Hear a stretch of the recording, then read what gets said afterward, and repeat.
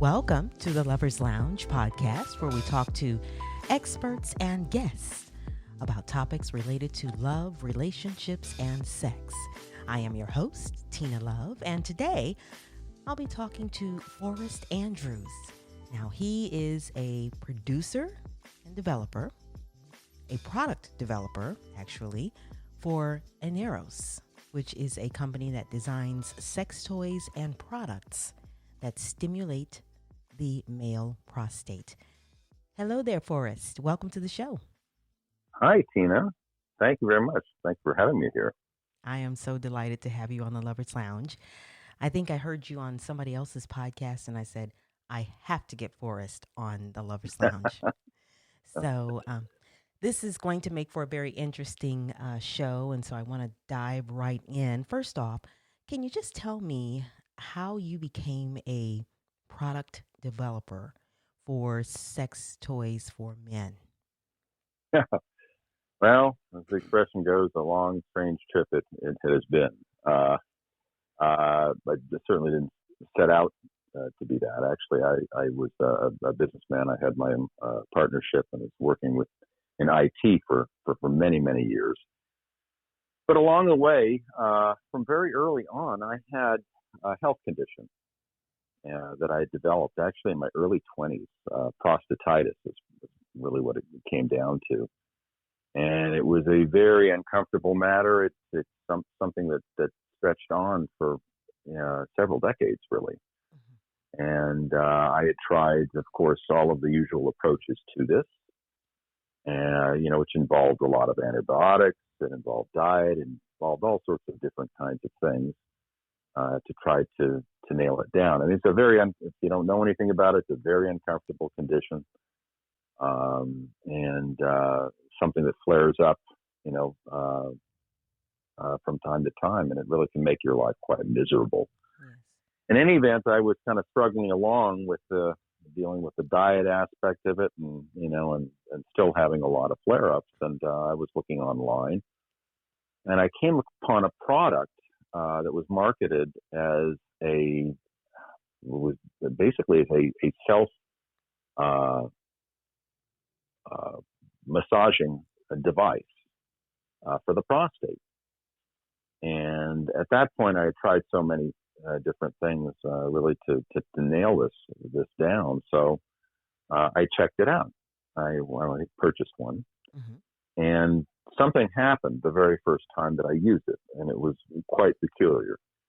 And that was, I had a very powerful whole body orgasm as a result of using this product. Again, this was not my intention. I was really looking at it in terms of, sort of improving my health. And I had this reaction to the device. Okay. I called in the company. After that, I was quite shocked. I didn't know what to make of it, because it was something, quite frankly, that was completely beyond my frame of reference. It was a non-ejaculatory orgasm, too. I didn't even know that such a thing existed until that time. But I called the company, and they had told me that they had similar reports from some of from their customers that had purchased the product. It was more or less a side effect, so to speak. And over a period of time, we had some conversations. I think what happened was that they started getting so many of those kinds of reports. This company actually sold it, as they say, as a health device up until that time. But they got so many of those reports that they started selling it as a pleasure product. So I gave them feedback in terms of the kind of response that I was having with it. And we had some very productive conversations, and they asked me if I wanted to become a product tester. So that was back in 2002. And it kind of developed over the years. And so that's really how I got into the business. They would, for a period of time,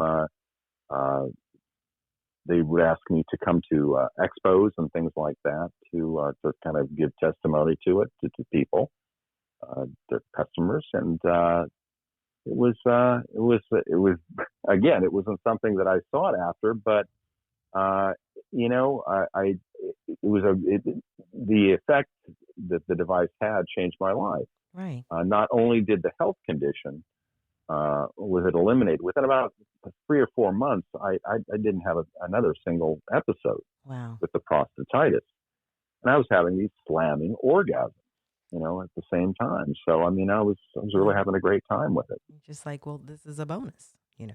Exactly, Okay. precisely. Yeah. So prostatitis, and then of course, um, the prostate. Obviously, I've heard of the prostate. I had never heard of prostatitis. So, if there's a gentleman or someone listening, maybe a female listening, can you kind of break down what you experienced with the prostatitis, and then let's talk about the prostate and what it is and its function. Well, prostatitis is, generally speaking, it is a type of inflammation of the prostate gland. Okay. There can be several different causal factors for it. I mean, it can be bacterial in origin.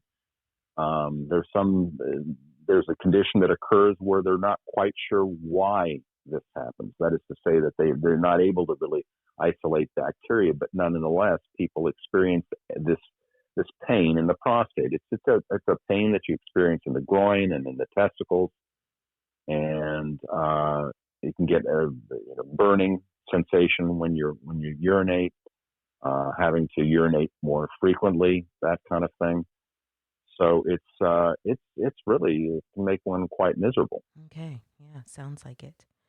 And Yeah, then let's talk. indeed. Yeah. And so let's talk about the prostate and its function, just in case there's somebody out there Hmm. like me that, I mean, my father, not my father, I'm sorry, my uncle is a survivor of prostate cancer. And I think I have some friends who have had prostate cancer. So why don't you tell me a little bit about the prostate and its function and how it works, why it's so important?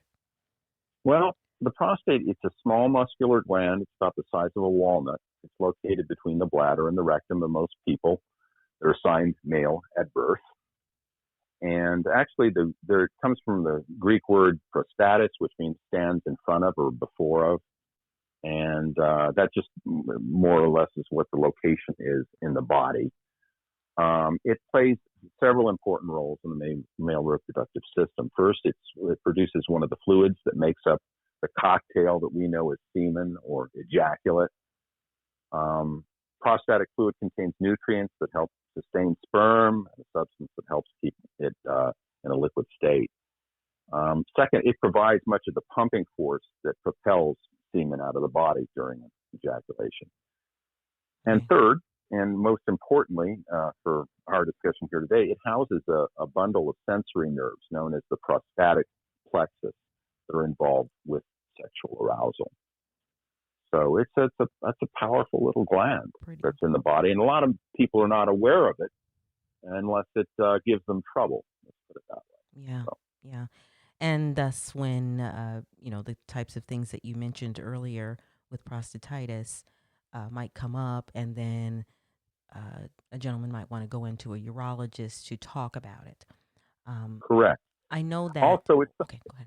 I'm sorry. I was going to say, usually it's something that most men become acquainted with later in life because as men age, the prostate increases in size. And this is a benign process, not necessarily prostate cancer. And this occurs as men age. And as that happens, they start to get issues with urinary flow, more restricted urinary flow, having to get up and urinate, in the middle of the night more often. And so men become, generally speaking, most men become more aware of it as they get older, not Right. as they're younger, as I did. So let's define as they get older, because I know you know, as I get older, I'm hearing, Hmm. okay, when you turn 50, you need to go and have a colonoscopy done. When you turn this age, you Hmm. need to. have a mammogram and all this. So, what would you determine is the age that you would consider when you get older? It starts to be something that you might notice. Well, it varies Hmm. from one individual to the next, but uh, most men in their late 50s to early 60s are getting some enlargement of the prostate.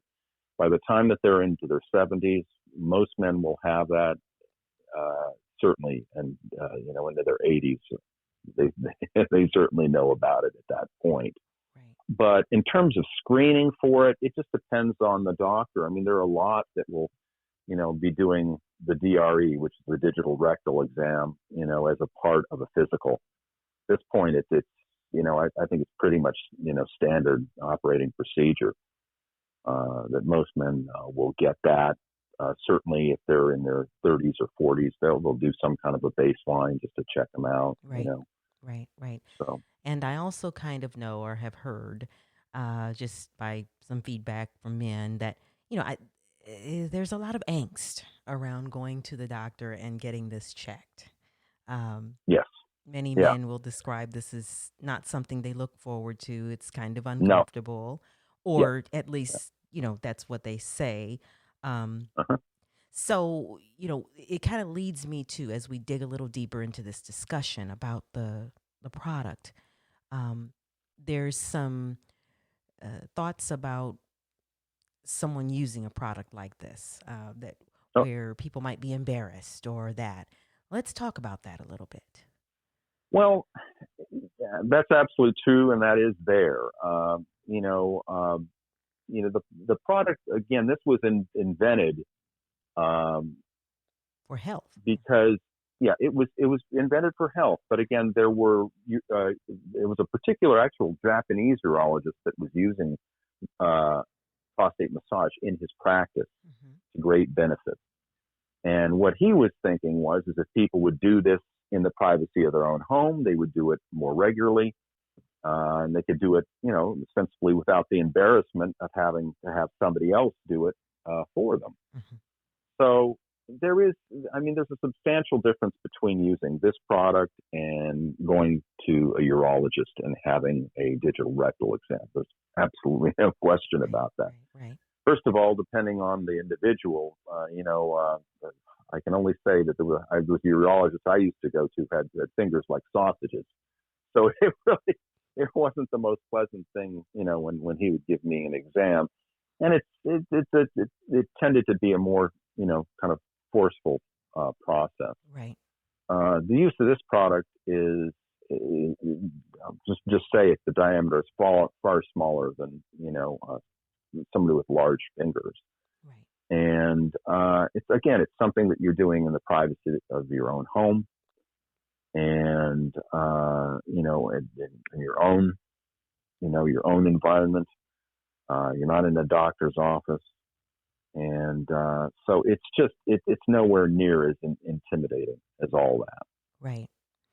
So you mentioned the fact that it does stimulate the male prostate, and it kind of sounds a little bit similar to perhaps like a G spot sort of thing for men. Would that Well, be well, accurate? and it has been called the male G spot. As a Hmm. matter of fact, if anybody knows anything about embryology, that is the development of fetus and all of that. These tissues, they derive from the same tissue, basically. The female prostate is or G spot, as it's called.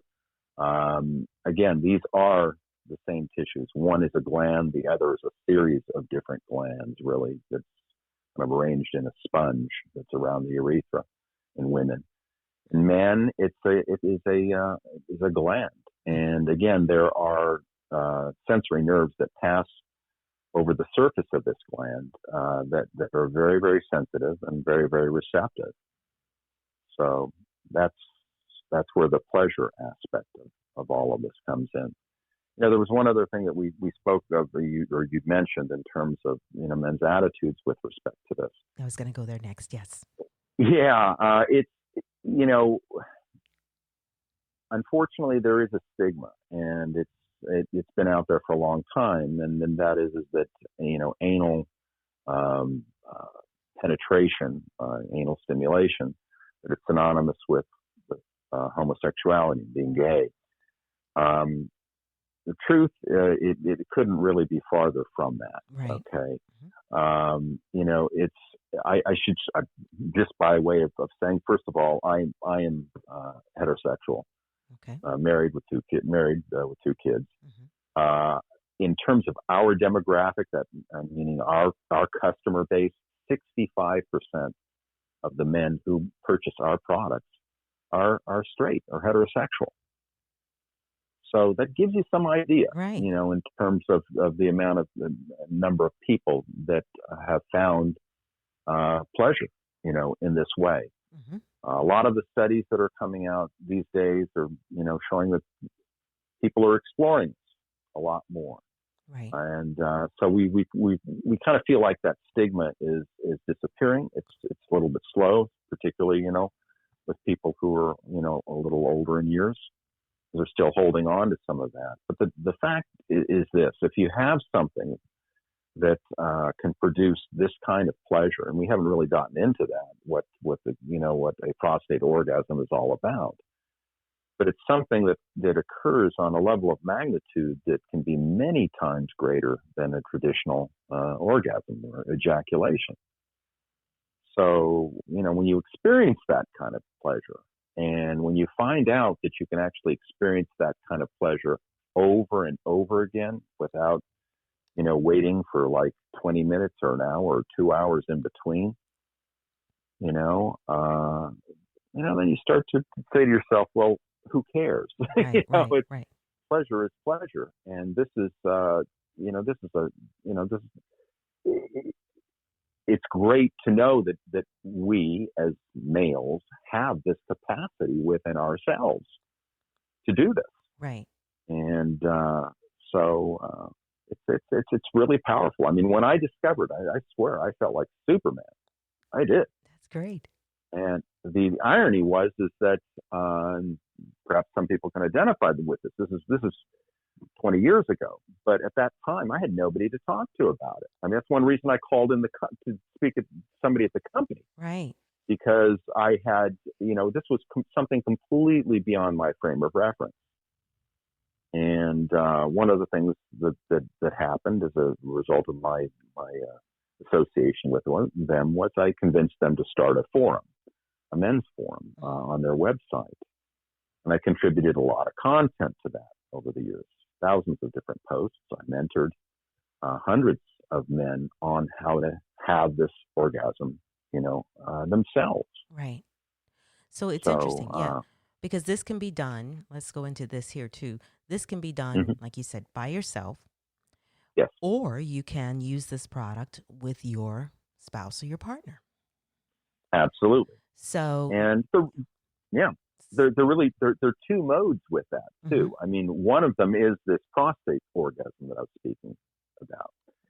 Hmm. The other mode is that you can use it as an amplifier for, a traditional orgasmic experience too.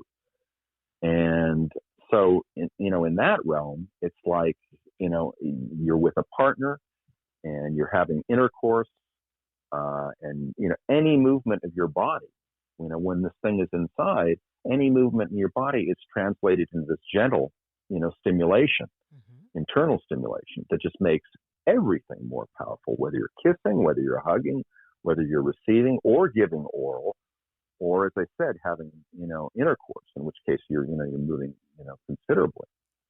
So it's, it just, it can be very, very powerful. And Right. in addition to that, Hmm. there's this secondary, this other type of orgasm that I spoke about, Right. which, a lot of men are just, it's kind of like the holy grail, for them.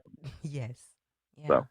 So, because as I talk about this, and you and I've spoken off, recording, but we've kind hmm, of discussed it. And I just feel like I really feel bad that there's this big misconception. I want to go back to this and this angst sure. around using this product because, Hmm, you know, as far as I can remember, with sex toys have always, in my mind, I associate it with ones that are used for women.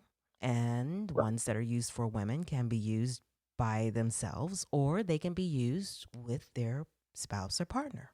Correct? Correct. Hmm. So it's like, well, for men, why don't we think that it would be okay and appropriate for a man to have a product that he can use by himself or with his partner?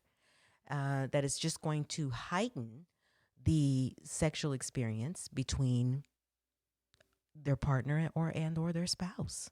I mean, why would we think that a man shouldn't have that same choice or alternative?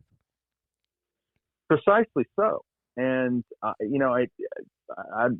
with respect to this uh, alternate orgasm, which we call a super orgasm.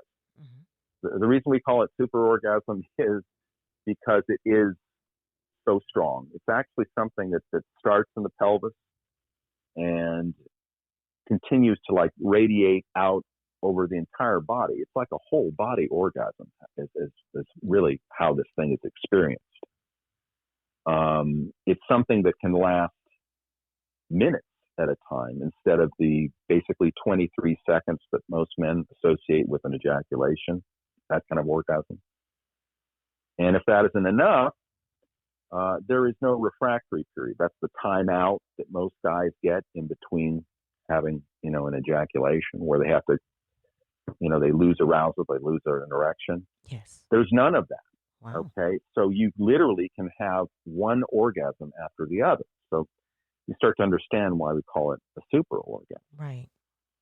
So, it's when you have the capacity to have those kinds of orgasms, and let's say that you have a partner that also is multi-orgasmic. There are many women that have multiple orgasms, Right. and it can make it a little tough for guys to keep up with that. You know what I mean? you know. Yes. So it's interesting, and it opens up really a whole different realm of sexuality in a couple setting. It really does, Right. because you can experience pleasure on a completely different level and do so with a partner. It's tough because again, getting back to all this, a lot of men have this issue about penetration, Right. and part of that, part of it can be a cultural thing. Sometimes it can be a religious thing. Sometimes it can be that they've been to the doctor and they feel that guy, jamming them, and it's not pleasant. It wasn't a good experience. But Yeah. So, exactly, but this is not that. right. This is not that. So let's, It's something different. right. So let's go there. It's not that. This is something that can be used differently, different Hmm. set of circumstances. Yeah, You're more relaxed. It's in the exactly. presence of your own home or with your spouse or partner. So kind of let's go into how this product is used and how you might prepare and that kind of thing if you need to prepare. Well, it's in generally speaking, it depends whether somebody's going to be doing this solo or they're going to be doing it with a partner. But in either case, you hit on a key element there, and that's relaxation, Yes. particularly for the first time for somebody. It's super important. I usually recommend to people that they may want to take a bath, a hot bath or a shower, and that's by way of two things. Number one, of relaxing themselves. It's just a great way to relax. And secondly, is to wash. One of the things that people can be kind of squeamish about is because it's anal, they think that it's going to be dirty. What they need to know is that with most people, if they're regular, if they have regular bowel habits, there's not going to really be anything that's up there for them to deal with. Hmm. Okay.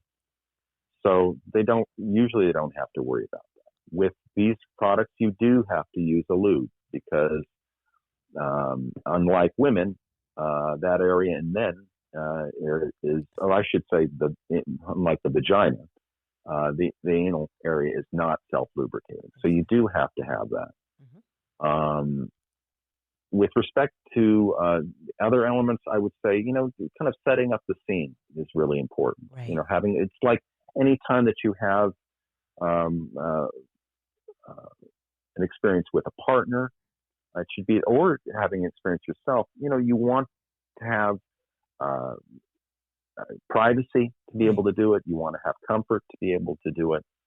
And perhaps a towel, just for wiping your hands with lube or something for your lube, that kind of thing too. But it in terms of anything that's really outside of that, it's not really necessary. Okay. It can be used. The product can be used right out of the box to experience, as I said, as a kind of an erotic amplifier. There's no special knowledge that you have to have. Okay. You do have to, as with anything else, going slow is really, I would say, the buzzword. Important, especially, Uh, yeah. So I would imagine mhm, if someone, this is new. Okay, let's say for instance this is mhm, new to somebody that's listening. They're intrigued. They're mhm, they're interested. mhm, They're wondering, mhm, okay, mhm. I'm listening to Tina Love and Forrest Andrews talk about this, and okay, my wife might be listening with me, and okay, he says this orgasm is like can go all the way out to my toes. All right. So, but Yes. I've never done this before. Like I've never used Mhm. anything like this before. And Right. so how, there's different products, right? For us, there's different, maybe an introductory product or some. How do Mhm. you sort of introduce yourself then to something like this if you haven't used it before? Well, if you have a partner, um, I usually encourage people, to have a partner help you out with it. I think that that's a good thing. If you have somebody who is open to anal play, that's another thing too. There are going to be people who know anal play and have experienced it before, and so they won't really have to go through much of an introductory, process with it. But for those that haven't and they have a partner, having a partner use some lube and give you massage, gentle anal massage to start off with, and incorporating that with maybe, some massage of the penis at the same time. That's a great way of associating one sensation with the other. And it can be very, very powerful. I Okay. mean, what I'm talking about is right now is just the external anal massage. Right. And, there are many men that enjoy that right now without any of the penetration aspect of Okay. So that could be a good it. But introduction. Then the external. yeah, precisely. Okay. And then slowly, gently, working a finger inward, and not, again, you want to do a little bit at a time. And one of my suggestions is to sort of keep up the stimulation of the penis at the same time. It's just, again, it's comes to associate one sensation that is familiar with something that isn't so familiar, Right. and it's a great way to break the ice, I Okay. think. All right. So now And mhm, I was going to say, we've broken the ice now. We've had a good mhm, introduction. Now this person mhm, says, okay, I think I'm ready for something a little more. So now mhm. what's the next level? It depends. Again, there are some partners that want to actually uh, to administer a manual prostate massage themselves. I mean, that's a whole other level. Hmm. But with sort of circling back to our product, that's probably a good time once you have, have sort of given some introduction. There's some level of relaxation of the muscles, and you've introduced a certain amount of lube to the area. This is a good moment that you can introduce one of the products in there. And of course, you want to lube up our device. And from there, it's something that you slowly introduce All right. into the anal opening. As you push it in, there comes to a point where it will go in by itself. It's tapered, so it does that. And it finds the exact placement where it needs to go. Once it has been inserted. Externally, there are two arms, and they come to rest, one on the area that's known as the perineum. Some people call it the taint. That's between the scrotum and the anus. Right. So there is a little tab that comes to rest there, and there's one that comes to rest on the other side of the anus. So it's supported from the outside. Which And keeps those it, aren't just keeps it from going totally in. precisely. So yes. that is not going to happen. That cannot happen. Right. But they're also there. They serve a purpose as well, because it so happens that there's an area, that area that I was speaking of, the taint, is an erogenous zone in and of itself. Okay. Mm-hmm. There's a very powerful nerve called the pudendal nerve. It's the nerve that actually runs the length of the penis. It goes underneath the perineum there too.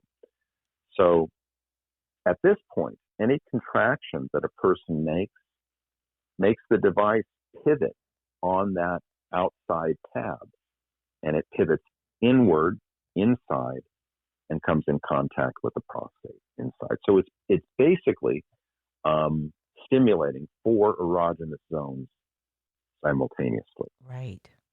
There's 2 outside, the anal canal and the prostate. Wow.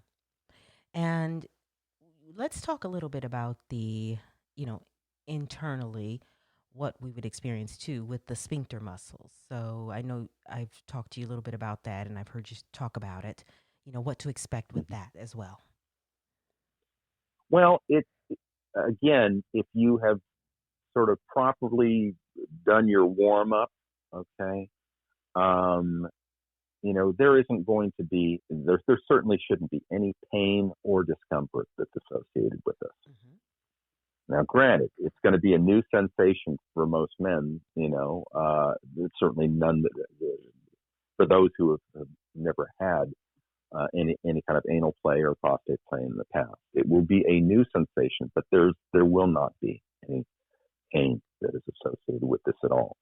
From this point forward, really, the user is controlling the amount of pressure that's being brought to bear.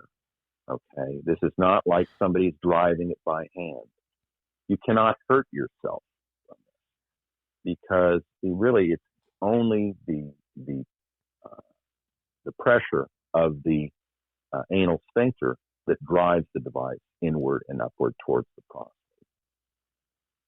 Right. So it's really, again, this was developed as a health device. So there's nothing here that is going to hurt you.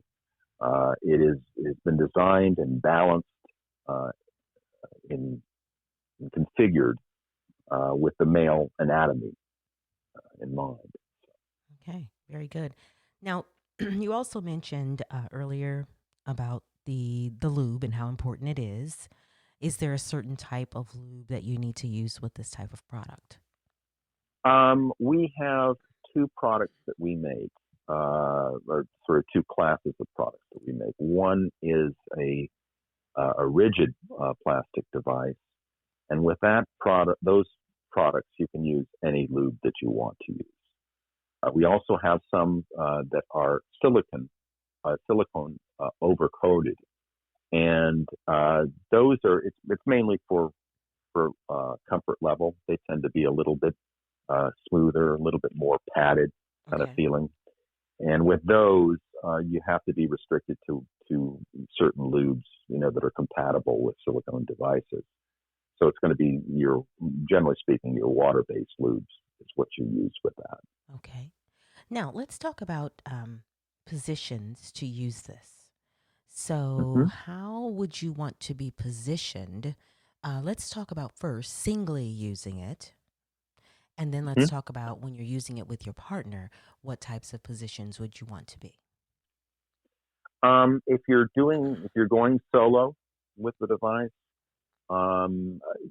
generally laying on your back is a great place to start, or laying on the side. And in a lot of our early literature, they talked about on the side, on the website, it promoted this, laying on the side. And for some reason, it tends to, with certain individuals, they tend to feel a little bit more of the prostate stimulation on the side. But either of those are fine. Other people have found, kneeling next to the bed is okay. Some guys, lay on their stomachs, but by far, laying on the back or on the side are the two most popular positions. With respect to with a partner, there really is no limitation on how you can use it. Right. Particularly if you're using one of the silicone coated devices, because those have flexible arms, and you can quite literally sit on those if you wanted to. Right. And again, it won't hurt you. With the more rigid devices, that's you have to be a little bit more careful with respect to the Right. position. Otherwise, it can get a little bit pokey, Yes. in terms of the outside Now, speaking paths. of which, you mentioned you can actually sit on it, and this makes me think about: are there men that actually insert this and maybe use it throughout the day? Just leave home, go to work They with it in. they do, they do. They call it wearing it out. You Okay. know, yeah, and they do. We also have a vibrating device that we make, and some guys use that as well. Uh, Um, I would say it's more of a niche thing, but there are a great many men that seem to really enjoy doing that Okay. and going out during the day. And there's something else that I should say too is that there is with everything that we make, the health aspect is still there. It's part of the mission statement. Right. And so, using our device, contracting with it, not only does it massage the prostate, but it does can promote PC muscle tone too. Hmm. So, which is good for a variety of different reasons. Right. For maintaining erection, for urinary flow, uh, for a lot of different things. Oh, So, yes. yeah, All very, but very important. Yeah, exactly. so a lot of guys like wearing it out because they can do that throughout the day, and so it sort of promotes health. And some find that it's a thrill. Once again, a bonus. They get two things in Yeah, one here. Okay. you got it. Hmm. So, before we go, I want to talk about there's perhaps maybe a lady who's listening, and she says, when I've been with my husband, we've used a toy for me. I'd like to have my husband use a toy, but I don't quite know how to introduce this to him or even bring it up. Um, how would she do that? Or what are your suggestions, Forrest? Well, I guess it depends again if there has been any um, uh, if they've had any experience with anal play at all. Obviously, if there has been, even if it is like, I mean, there's some guys that just enjoy, their partner just touching them back there, Hmm. like at the moment of orgasm, or uh, during um, intercourse at some point. Uh, it's not going to be a problem for them to ask if they'd like something that is a deeper experience. No pun intended. Right. Uh, but it's for someone who hasn't, it does become a little bit more dicey in the sense that you uh, you have to know your partner, you have to know what they're open to. Um, I One of the things that when I have done some of these public shows in the past, some of the consumer shows, I'd have a great many women that would come up to us, and uh, they might be at the show with their partner, or they'd come up by themselves, and they'd say that they wanted their partner to experience something that was really different Yeah, and absolutely. really really powerful. They wanted to have a kind of Something a different. different, Yeah. yeah, something that was as I said before, a different realm of sensuality between them. They wanted more intimacy. Is really what Right. I guess is Absolutely. what I'm meaning to say. And for women like those, you know, sometimes it, it, it's exploring it with their partner. It's finding out what they're open to. It's them asking or them telling, look, for example, if it's a woman who does experience multiple orgasms herself, you know, it's possible for her to say, you know, something, I've heard Mm-hmm. that there's a way for you to have multiple orgasms too, and we could have these together. Right. Right. Yeah. I've heard that there's a way for you to have orgasms, you know, so you can last longer, Yeah. you And, know, and so it's like, so what would you and think that's about that? Yeah. So it's kind of asking them, exactly. what would you think about that? Because I It, guess I'm thinking about some of my friends who are newly married and people that I know, and I'm like, so what would the response be from these men? And I can see where with that whole misconception and that whole, gay thing where, you yeah, have to be homosexual if you like this or whatever. I don't know, but I just kind of feel like the initial reaction is going to be somewhat of no, I don't do that. Or you know what I mean? Because they yeah, don't not there. Right. because they don't want, and I'm afraid that because of the misconception and the stigma, they don't want their partner or girlfriend or wife to know that maybe they would enjoy it, because then they're afraid that, if I say that I would enjoy it or that I will do it, will she think that I have engaged in homosexual behavior before, or those Right. kinds of things. And I Yeah. really just think it's unfortunate. I hope that people, and I'm wanting to educate females as well as males, that they should let go of the stigma and Oh, absolutely so. yeah, and really Now, focus on the the outcome of what it can bring to both together.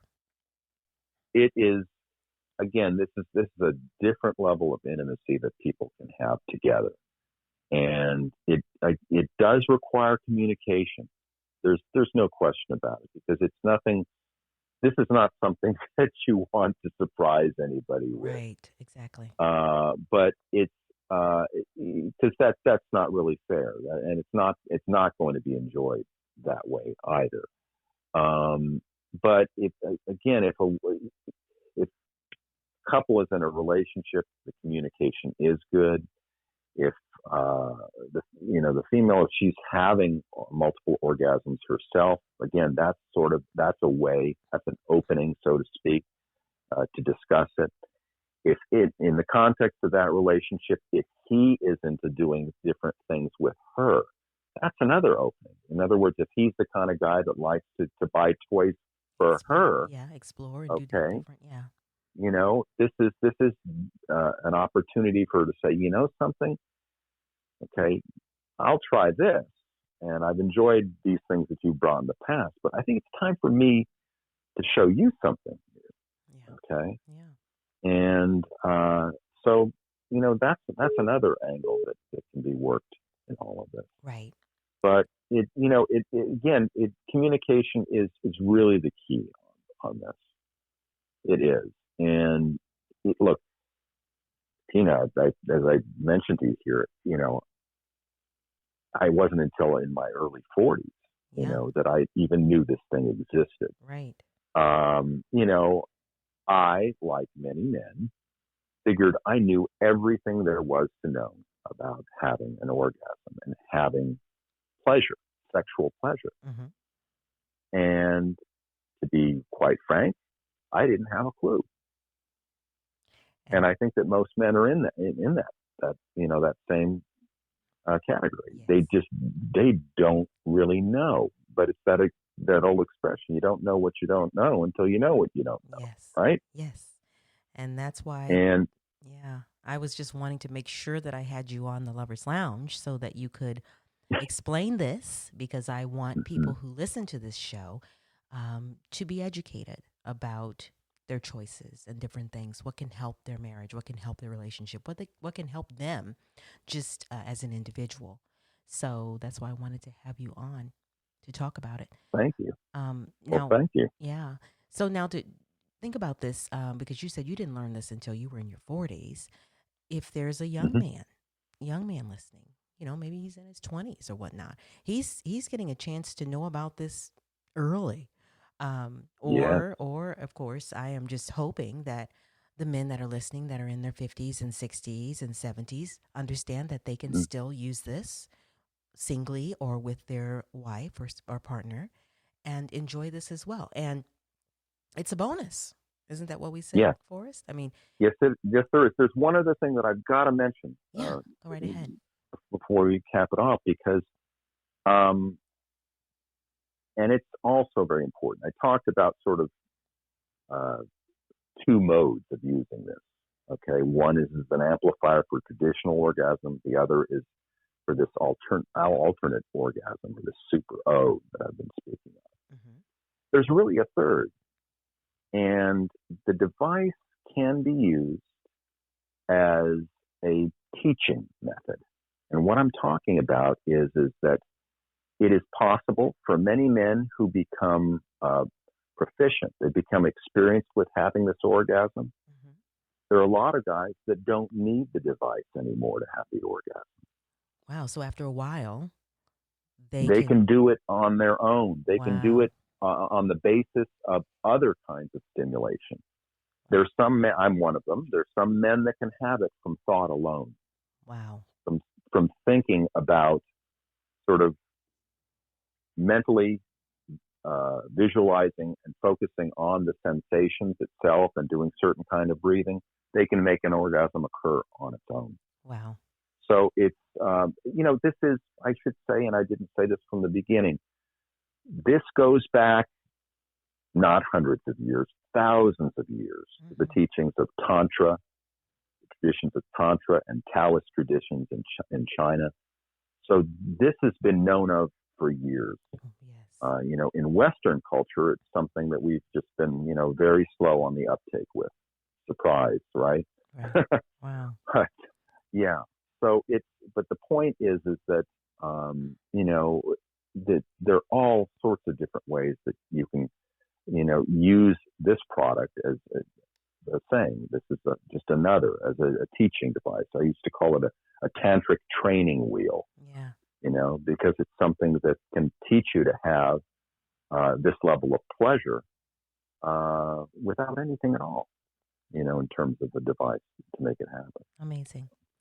So, how can one, if there's a female or male listening, or a couple listening right now, how can they reach out to, well, to your product company or to someone that can tell them a little bit more about your products and maybe purchase them and that kind of thing? Well, come to aneros.com, How do you spell that? and that is Aneros,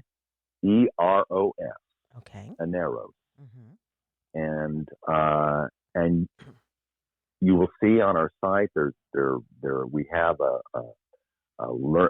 tool that is a selection tool for actually picking the product that is right for you. In addition to that, there's a learning center that's there. We have a forum. We have chat that is on there.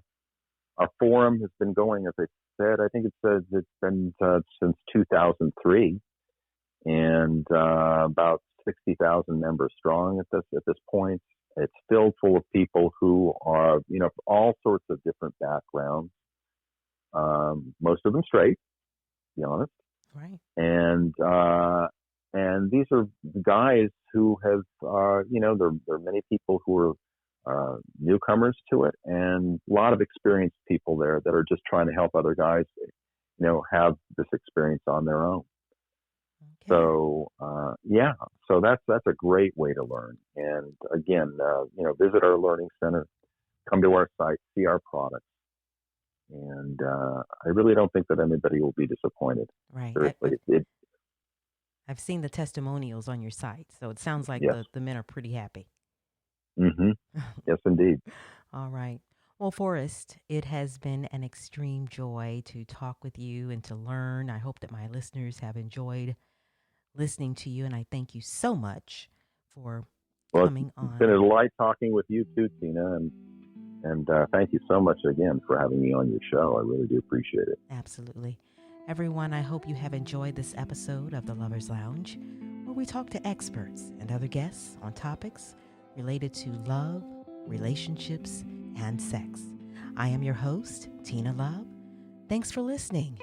And of course, until next time, peace and love. Bye-bye.